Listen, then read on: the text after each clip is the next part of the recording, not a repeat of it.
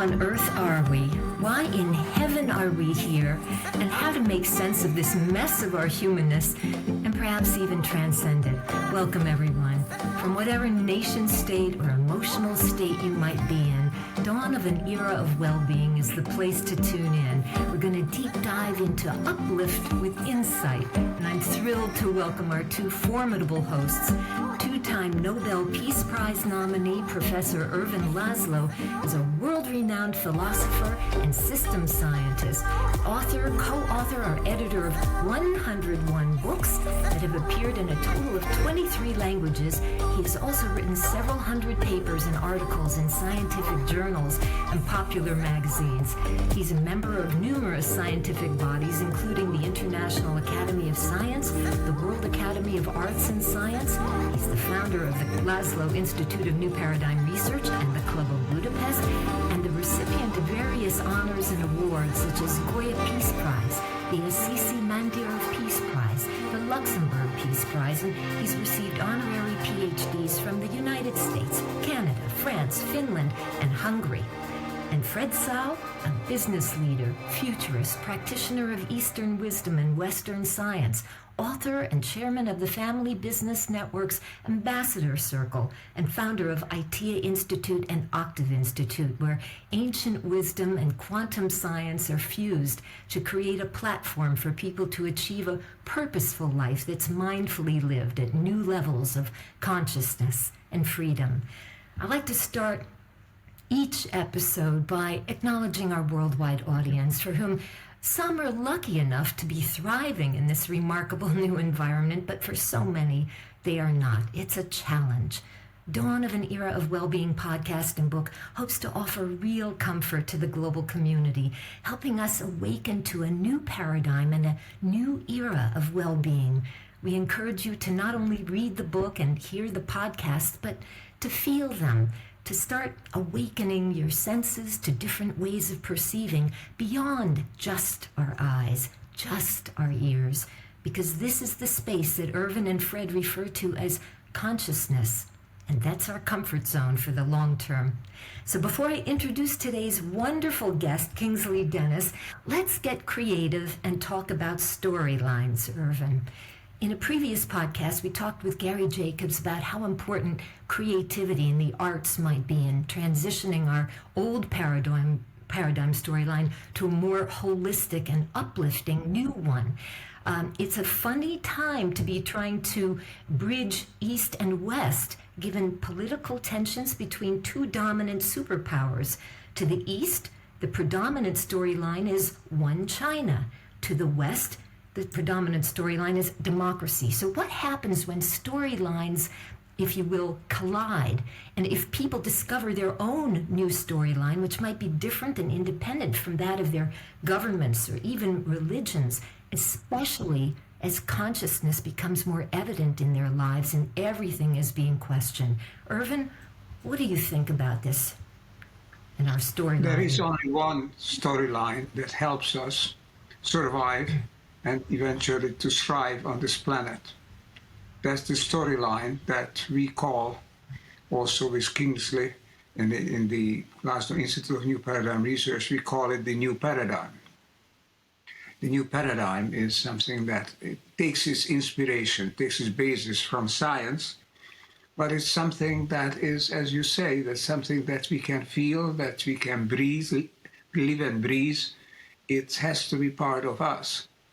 There is no other line of story for humanity than one of collaboration and oneness. Not uniformity, of course, but unity in diversity. And we have to communicate that somehow, that story, because the conflicts are fragments, they are fragmentary stories.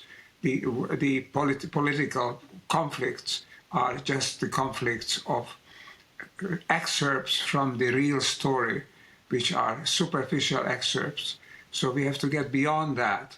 We have to find a new common storyline, and which is the storyline which is really based on a new paradigm, which is a different way of looking at the world, looking at ourselves and the world.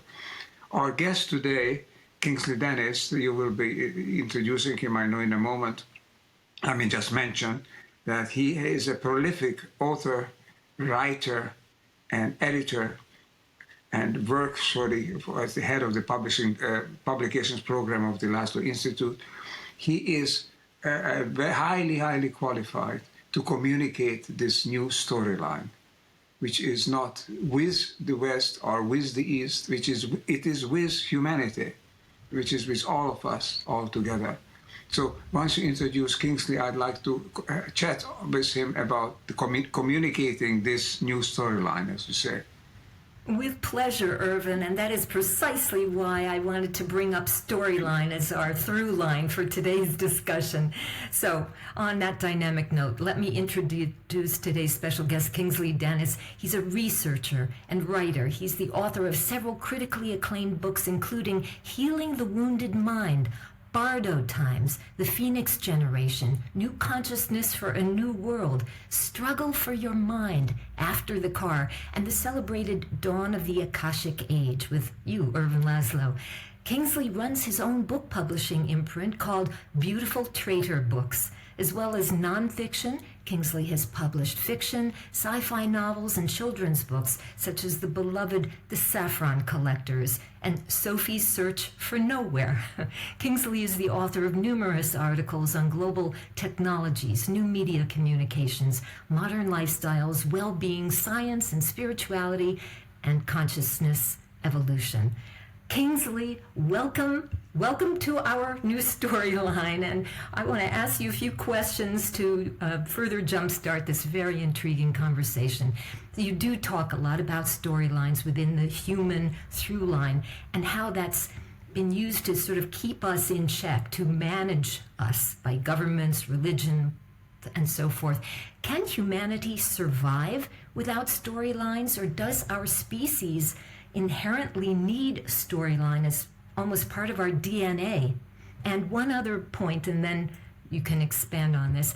As our expanding storylines emerge, are they expanding from our place of ego, or are they expanding based on awareness and newfound consciousness? In other words, is consciousness now our new great storyline, or does it even transcend a story? Kingsley, welcome. Well, thank you, Alison. A great pleasure to be here. And again, a pleasure to be united with Irvin as well.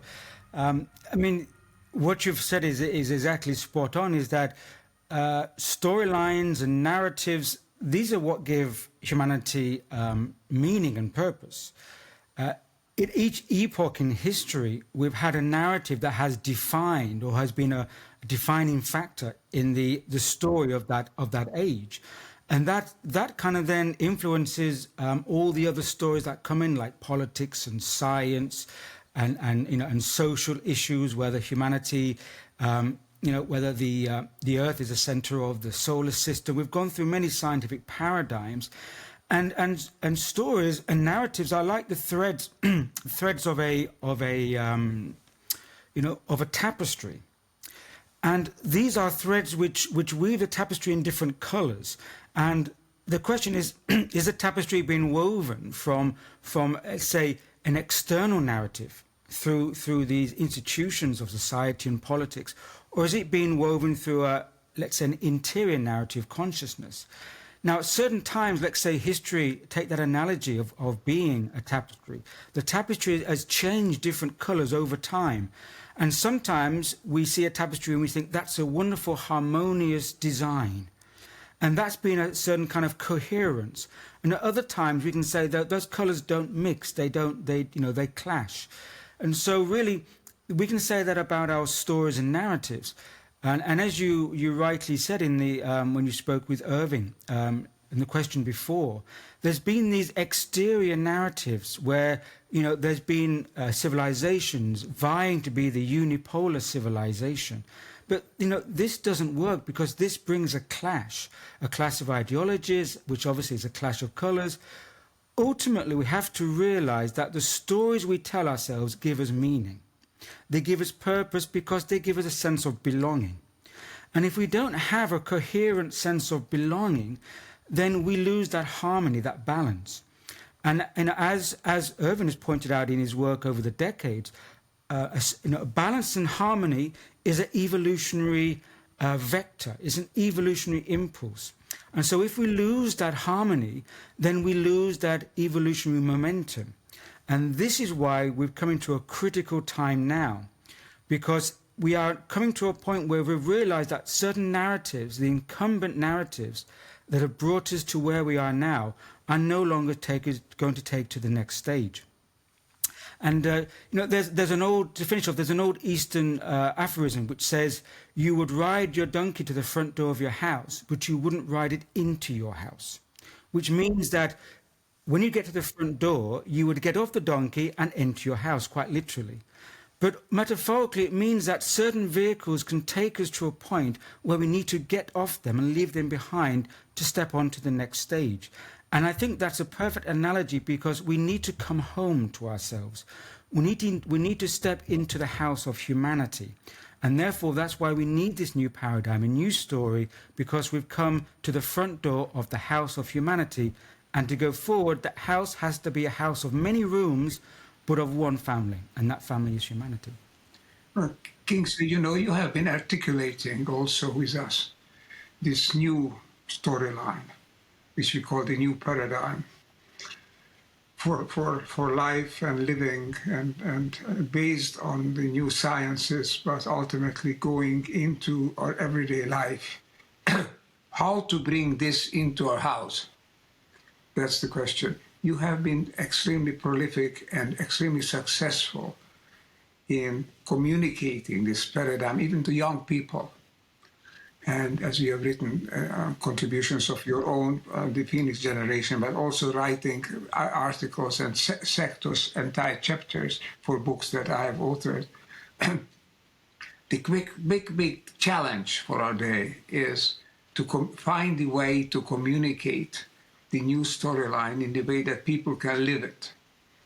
Bring this home to people. The vehicle that took us so far doesn't work anymore. Now we have to find a way in which it communicates from inside out, from inside each of us. We are not separate beings, after all. We belong together, we're members of the same species. And more is tying us than this DNA, that we have a common consciousness, an evolving consciousness. Now, this is the powerful way that we could bring about a civilizational change, a change based on people's understanding of who they are and what the world is. But this understanding could very well be promoted, and is being promoted, but has to be promoted even better than ever by stories, by coherent understandings of who we are and where we are going. As I said, you have been extremely prolific and extremely successful and efficient in communicating this new storyline. What do you think is the next slide? What is the best way in which, for example, we at the Laszlo Institute could promote the new storyline? So how can you help us? How can you collaborate in the publications of the Institute so that this becomes an efficient communication, a genuine one, not from the external world, but from inside, from each of us? We are counting on you. Tell us a little bit your ideas. What do you think would be next step? What would be the best thing for us to do? Well, Irvin, the thing about storylines, of course, is that the storylines, they are vehicles, of course, and it's like the germination. When you plant the storylines like seeds, they need time to germinate. And that's why, for example, we've talked about the quantum paradigm. Those seeds were planted 100 years ago in the 1920s when quantum mechanics first came to the fore. It's taken 100 years to come where we are now.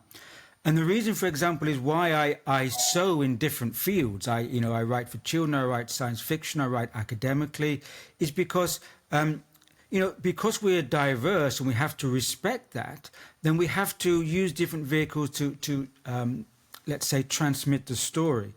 But obviously, those are vehicles, but the essence is what we need to bring together, because we have to recognize that although we're using different stories, which they may vary according to the culture and the people that they relate to, they have to have an essential coherency that then relates to the human condition, because that's what essentially we are connected by, the human condition. So although we have cultural variations and different forms of social conditioning and upbringing, there's something innate about us that we all share, and that can't be corrupted because it comes into us through our very being.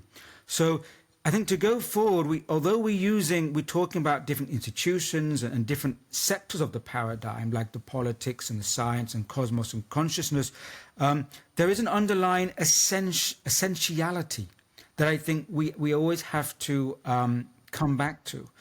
And that essentiality is what we need to move forward as a collective human species, because if we don't, then we're going to find, certain fragmentations. And also, if we don't start now from a place of unity, whatever we create, if we come from a place of fragmentation, whatever we produce from that will carry on our fragmentation. So, we have to take it forward from ourselves, from a place of wholeness. So I think we also need to focus on what I would call our beingness, because beingness is a unity. You can't cut it up, you can't separate it. So I think when we look at these subsectors, these themes, as I say, different social sectors, we have to look at what is the essential beingness of each area that connects people. I mean, exterior, you would take politics and you take it away to your different cultures and different countries, and you would adapt that according to the requirements. But there has to be an essentiality which is coherent between all cultures.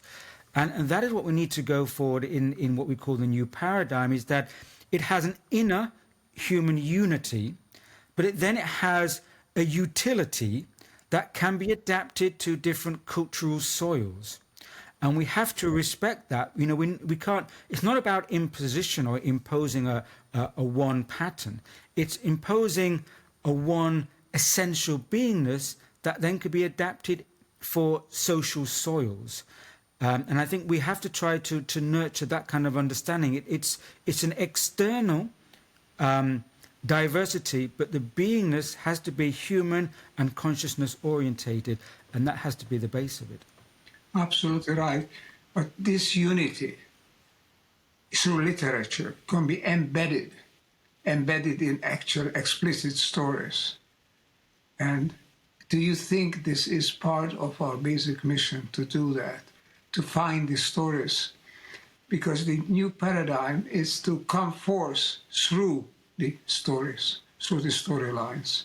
Now, we have been articulating and are articulating this new paradigm in the language of science and our actual everyday life, politics, but you can also embed it in a new literature, in a new understanding of the human being. And I grew up, for example, if I look back now on, see how different it was, with some very great literary figures and their works, like Thomas Mann and Stefan Zweig, and Guy de Maupassant, and these people, you see, and Somerset Maugham in England.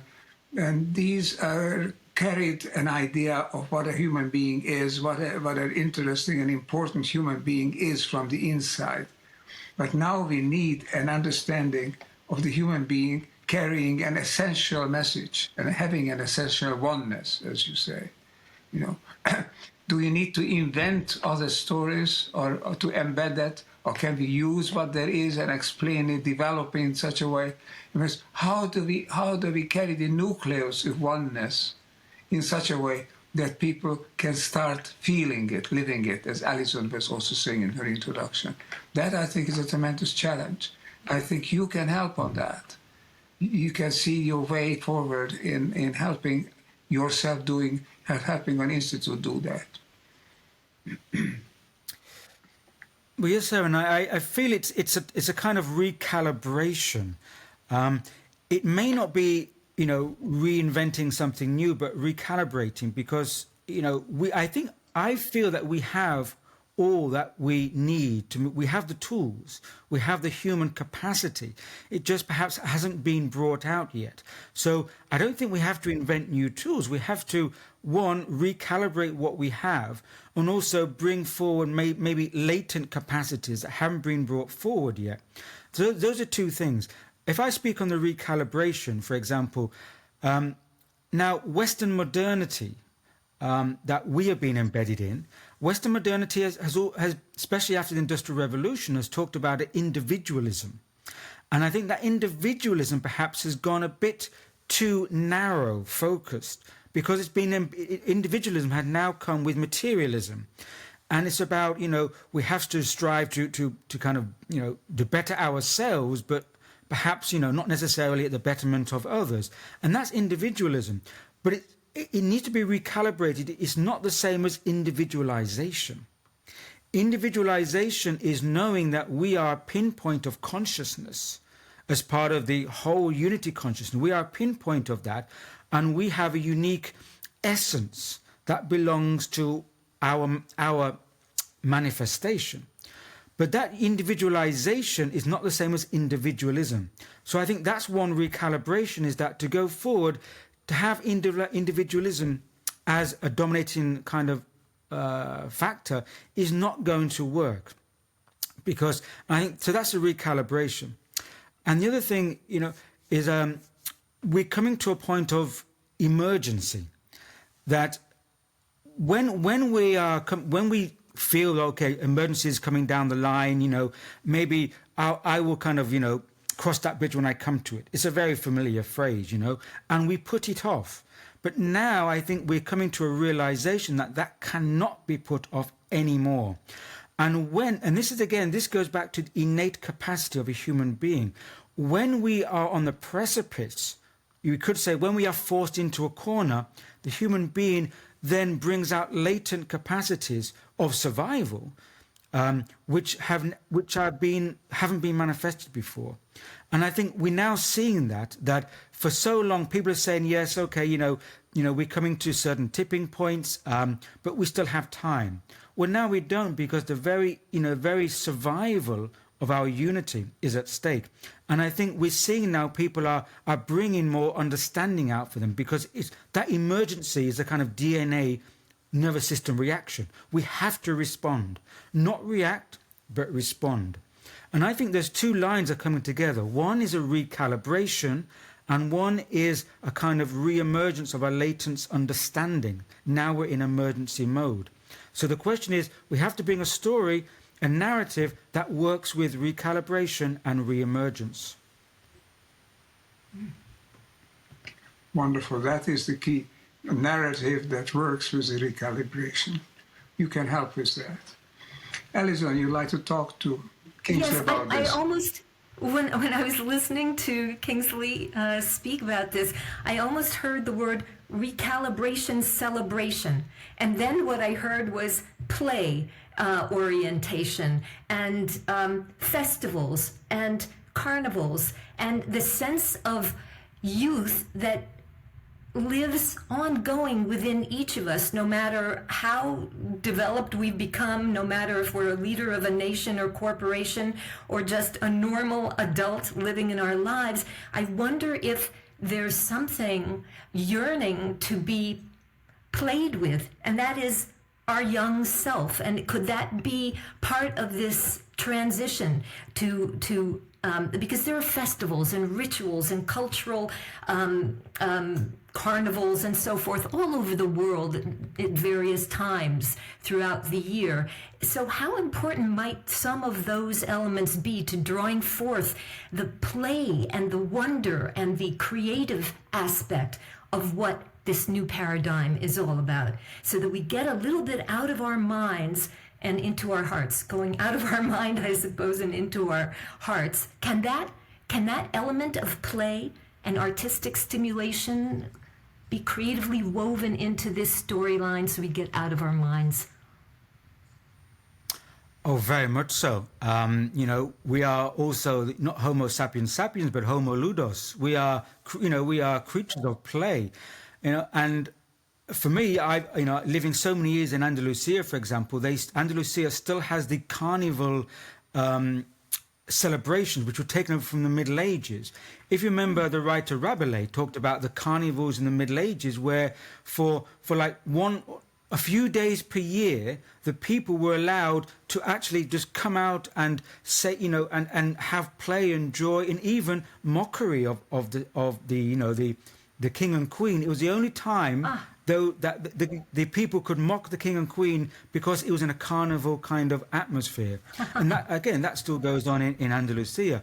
But the important thing is, of course, that play and creativity and joy, which is a part of being human, it's been slightly stifled now. Yes. And I think also because what's happened, especially in the last 18 months since 2020, there's been an increase in anxiety across the global organism. And when we're in anxiety, we almost feel kind of interior traumatized, which kind of then makes us nervous and also makes us fear. So I think we've kind of we're afraid to have joy. We're afraid to celebrate because we feel in this anxious mode. Now, on one level, it's okay. I mean, to be anxious understands that we know the situation is critical, but it should not block the ability to have creativity and joy and celebration. And this is also, I think, the line we can just discuss it about materialism, is that materialism can help us in our tools, in the way we engage with the exterior world. But if we have too much of these material structures, we can stifle the human spirit and the human joy and human creativity. So we need that balance too. But I would say now, right now, the important thing is that we are in a moment of critical awareness, but critical awareness should not be the same as fear and anxiety and hibernation. Oh, yes. We're having a rest period to recalibrate, but let us not take the rest period and translate it into hibernation, because we don't want to go back into a cave and hibernate. We want to rest, regather, recalibrate, go forth. So I think we should understand this moment as a recalibration into creativity, but not to hibernate into the cave. Well said. I want to ask one other thing. Oh, please, Erwin. Please. Well, Yes. I think this is the task. This is the challenge in front of us. What you say is this carnival, allowing people to come forth a couple of times a year, at least. It is still alive today in Germany, for example, the Fasching, as you know. Yes. At this time when things are free, somehow everything can go. Morals are loosened up, and you can say what you want, you can behave in different ways. And then it turns down. After that, it comes Ash Wednesday and then becomes serious again. But even the German culture, which is known for its seriousness, for its tierische Ernst, that's very often is criticized, its beastly seriousness, it can loosen up. I'm reminded of the time that I visited my native country, Hungary, while it was under the communist rule. And at that time, I was taken to a cabaret, political cabaret. And this political cabaret was making fun of the leaders in such a way that if they would do anywhere else, they would put in prison right away, And I was amazed. I was embarrassed sitting there and listening to people making fun of the great dictator Rákosi and all the other people that were around him. But they knew very well that allowing this to flourish and then go sitting there and laughing with the others, laughing at themselves, is a wonderful vent for all the pent-up emotions and resentment that has been going on. I have to say, we need some fun. Let me say one little other episode that comes to mind. Toward the end of World War II, the last communique that came from the bunkers of Hitler in Berlin, a communique said that the situation is serious but not hopeless. That was the last thing that they said. And then the Austrians, with their typical Viennese sense of humor, retranslated that. They said the situation is hopeless, but not serious, because for them, the demise of the German Nazi regime was not serious, and for them it was glad that it's hopeless.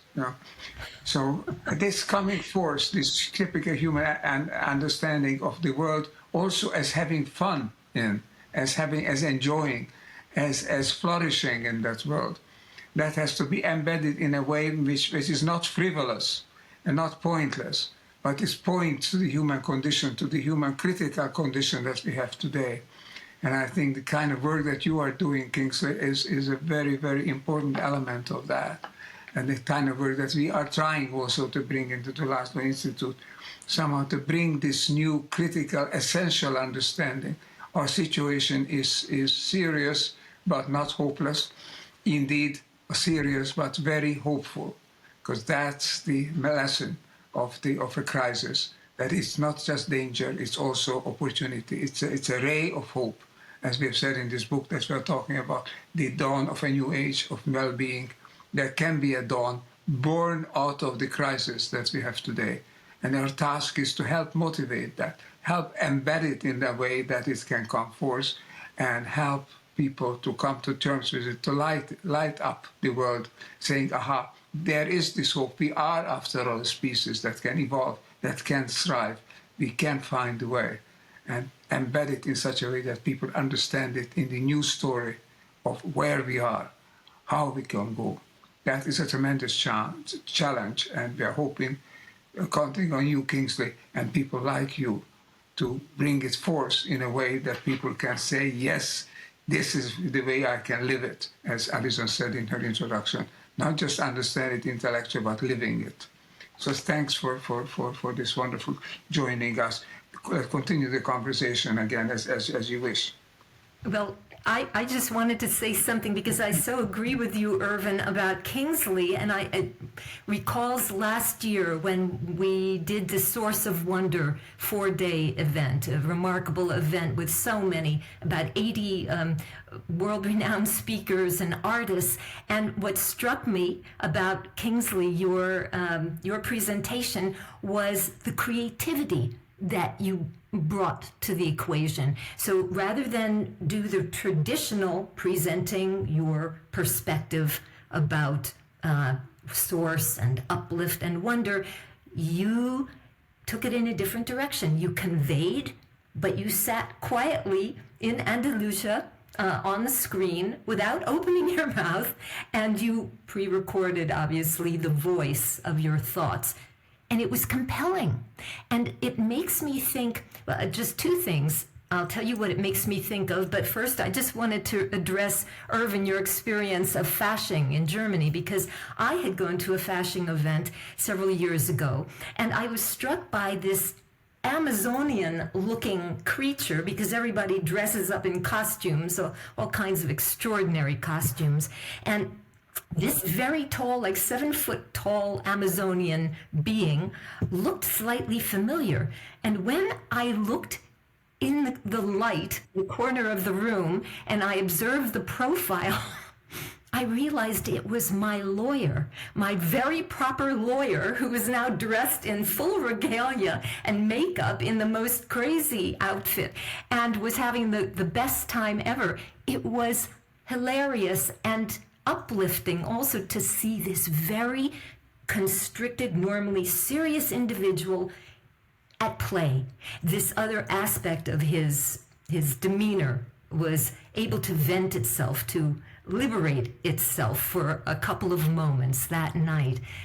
So Kingsley, I wanted to also refer to something that you have referred to, which is consensus reality, because it makes me think of certain very dynamic leaders who may not be the best leaders, but they have a charisma, a magnetism.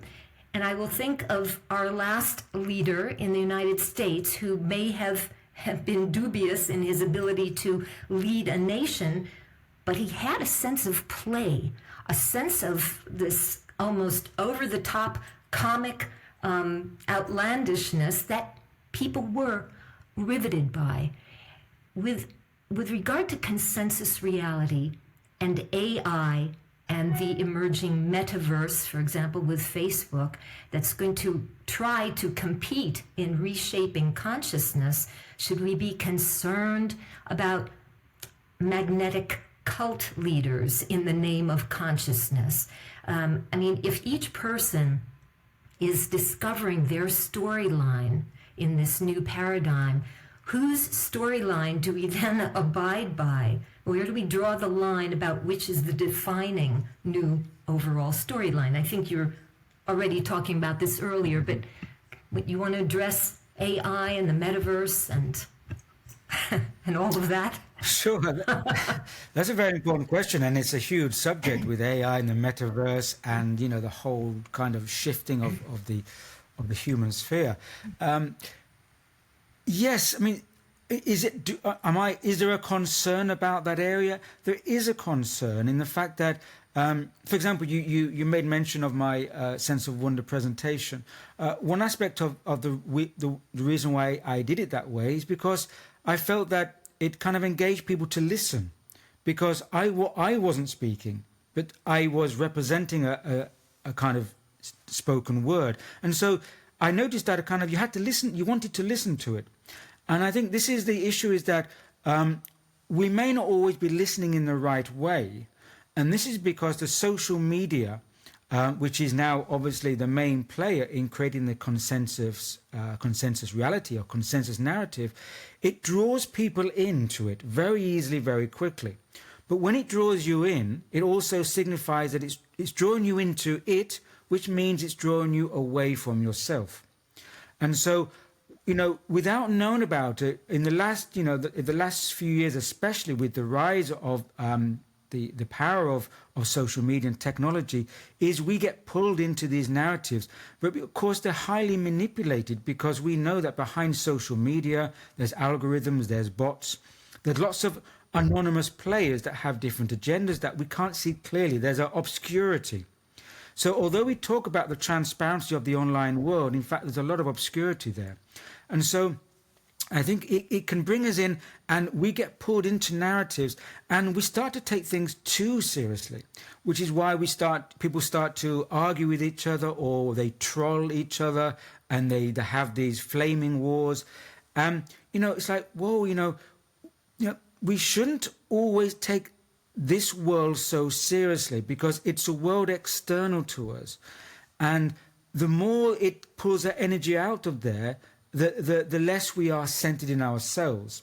So yes, you know, these charisma and then the AI, which obviously AI is working behind social media, we have to understand that at the core of the genuine consensus reality is humanity, and the unified consciousness which comes through humanity. Now, if we project those expressions of consciousness through AI or the metaverse, then we are one step away from the grounding of humanity. Now, in some ways it may work. We can use, you know, online for meeting like we are now. We can use AI for regulating certain infrastructures. But as soon as that we cross the line and AI starts to kind of take us away from our essential humanity, then I think, you know, we are missing something. So the consensus reality should always be brought back into what is the essential human. And we have to allow more of this wonderful flow of consciousness to come through us. We have to allow this beingness, this joy of being human. And essentially, we have to find meaning in being. And in fact, just to be, there's meaning. But that gets kind of lost in, like, I have to do something to give myself meaning. I have to accomplish X, Y, Z today. I have to do this. Well, whoa. Wait. Rest a little bit, you know. Don't always have to live a 25-hour day. Step back, breathe, and just allow yourself to be and find meaning exactly where you are right now. So the consensus narrative can veil ourselves to ourselves, and that's what we should be careful about. I love that. That's a great challenge that we are facing. conveying now something that we believe, I think, and we rightfully believe, that it's more true about human being, what we are articulating through this new paradigm of oneness, quantum paradigm, or the new science paradigm, is something more true about our humanness than the superficial ideas that we have had, that we are still having. Because this new paradigm talks about non-separation, talks about the essential oneness that we have with life around us, or life with the planet, and the oneness of the planet with the universe. So I think there's something probably is closer to reality. We never know reality firsthand. We know it through our ideas, through our visions. We embed it in somehow. But perhaps this is truer than the superficial ideas of the Western individual, which was being extolled as being the absolute highest reality. Everything else is imagination. After all, what exists is the human individual, and his or her well-being is the only thing that we need to worry about. And that has brought us to the difficult threshold that we are facing, a threshold of crisis today, because if you think of only one, if you think of what Tom said, America first, then what happens to the world that is non-America, And America is a part of the world. If you take it out, separate it, then you won't do much benefit to America itself, because ultimately you can't thrive in a world which is degenerating, which has full of conflict and decay. So the new reality that we are embedding is closer to that absolute truth, which we'll never access directly, but we can reach intuitively. We can articulate this oneness, this wholeness, and this world where love is a real fact, is something, an element that binds people together. If that can come to the surface, as I think it comes to the surface through all great art, if we can do that purposefully and create works that put it in a way, as we are saying here, in a way in which the essential shines forth, then I think we are making a contribution. And it's a contribution to human understanding and to human evolution, the evolution of the civilization in which we live. A great, great challenge before us. But it's people like Kingsley who can really help us do this. We need creative writers, creative thinkers who can translate from science into the deeper reality of our consciousness in such a way that we can come home not to the superficial hunting for advantage and for profit and power, but come home to our essential nature, which is to be coherent with each other and with the world around us. This, I think, if we dedicate ourselves to this, we are doing something which is objectively good and objectively is a help, is a facilitation of this tremendous evolutionary process in which we now find ourselves. Mm-hmm. Yeah, so true. And if I may follow on from that, Irvin, you mentioned a key word there, which is articulation. And I know that as part of the New Paradigm Institute, that articulation is very central, because it's as you say, art, we can get an intuitive sense from art. It speaks to us without language.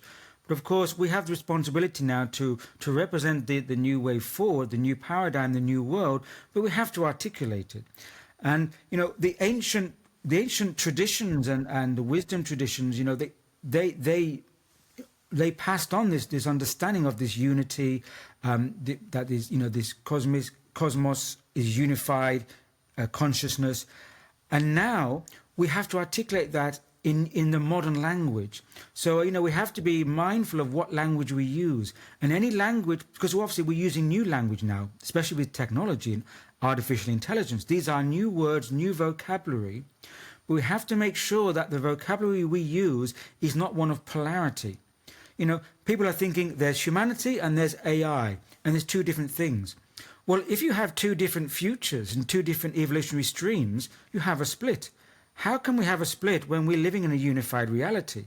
It doesn't work.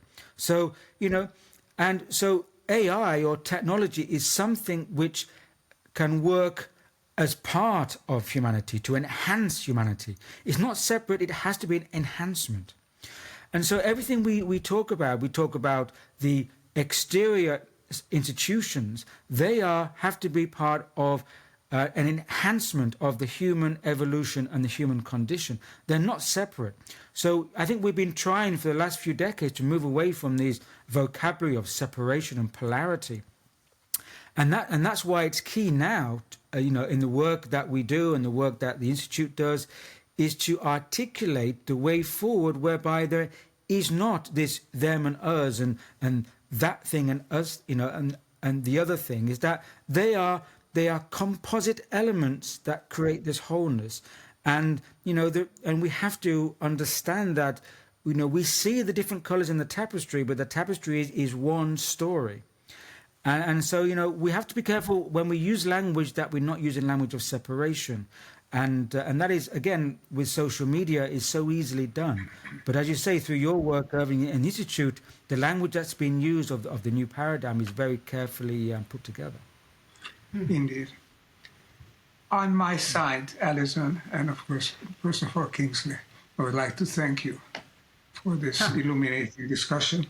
It sometimes happens, it's a rare thing, but in this series that we are doing, it keeps occurring.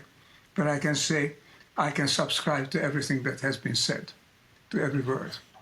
And often I can say, as comically has been said, I wish I would have said that, and actually I'm trying to say this, what you are saying, what Alison has been articulating as well, articulate this new vision of oneness, which is essential, which is really us. And when we do that, people don't say that's funny. They will say only perhaps funny in the sense not of strange, funny in the sense that I have known this, I knew this, and I'm coming back to what I have been really thinking and living. Well, you are helping with this. You're doing a tremendous job, Kingsley. Alison with this series, and Fred Sau, who are partner in sponsoring and running this series. I think all of us are dedicated to this mission. So I would say I'm encouraged by having people like this around me. I would say let's move forward, let's go together, let's keep in touch, not only through our embedded consciousness, which is the ultimate thing, but also doing our best to articulate it in such a way that we are in touch through the articulate consciousness that we are bringing forth in the world. Thanks again. May I add to that the word articulate? Articulate. So it's already fused. It's already one. Let's have a meaning of being party and celebrate it in how will you both dress up if we go to a meaning of our being party? Let's think about that and reconvene sometime on another podcast. I want to thank both of you so much for today's really enriching and, again, enlightening discussion, and enlightening, to lighten up, because there is a heavy load, a heavy burden that people are feeling consciously or unconsciously. And I think, Kingsley and Irvin, what you are discussing and bringing forth, physically into the world is going to have long-term impact and meaning. So I just want to thank you both, and once again, we're concluding today's very riveting discussion with Kingsley Dennis. I'm Alison Goldwyn with our hosts Irvin Laszlo and Fred Sau, and thanking you for joining us and inviting you to come back for more episodes of Dawn of an Era of Wellbeing, and consider that the holiday season is fast upon us. It may not feel like a holiday for many people, and this book makes a wonderful gift of uplift. The bravado of our ego has historically gotten the better of us, so when building a new paradigm for humankind, let's try to include humankindness. Stay tuned and stay attuned. And now, to conclude our program, here are some thoughts from our co-host, Fred Sau. The first one is, how do we find a way to communicate insight to realize the connectedness of the whole of humanity. So that would be the first question. How do we communicate inside to realize this connectedness with the rest of humanity? How do you communicate internally with yourself? Is internally with ourselves? No, it communicates itself. We are one big communication system. Whether biochemical or electrical, magnetical, we are communicating. All 50 trillion cells are communicating. It's not only communicating among themselves, it's also communicating with outsides, because every cell has a microtubular connector or receptor. They're actually receiving information. And then our belief systems are affecting it. So it's reading the DNA, which is all information about existence. And so the communication system is very important. And our thoughts disturb it, our body chemistry, our lifestyle, our everything. And so how do you communicate? No, it communicates. Stop interfering with the communication, with our desire, with our delusional material world existence, and it will communicate well by itself. It's not what we do to communicate, it's what we do to help it restore communication most perfectly as it was built to be.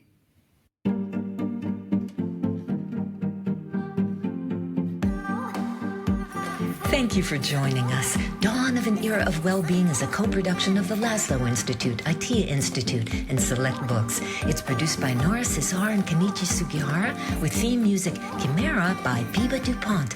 The book, Dawn of an Era of Wellbeing, co-authored by Irvin Laszlo and Frederick Sau, is available wherever books or ebooks are sold. Please subscribe to Dawn of an Era of Wellbeing, the podcast, on Apple or Spotify for more fascinating guests and discussion. My name is Allison Goldwyn, founder and creative director of Synchronistery.com, a future party for the planet broadcast live worldwide. Wishing you well-being till we talk again next week.